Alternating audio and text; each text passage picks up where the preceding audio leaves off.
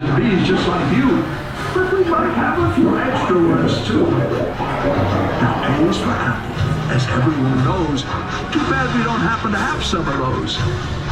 But look out for B, a bodacious blue bubble, and bumblebees buzzing won't cause you much trouble. C is for cookie. Who said that? Please stop. This C is for the Circus McGurkus Big Top. And D, that's a breeze. How about the daring young lad on the flying trapeze? Does anyone's name here start with D? Like Data or David or Dingus McGee? E is for everyone under the sun.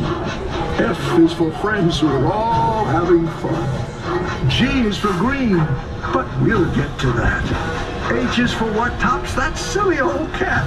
That's right, the hat of a cat. Or maybe just for the old hip, hip, hooray! Yeah, you can do it.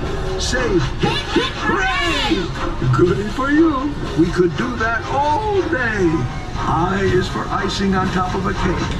And J is for jumping right into a lake.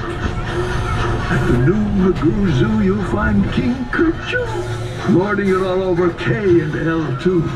When you come down the road, did you happen to see a sign for a village called MNOP? O is for opposite. North and south going Zaxes, stubbornly stopped unbudged in their traxes. P is for perfect. A day at the beach. Q is for quick. Look, that must be a Sneetch. Now back to G. Why? For green eggs and green ham.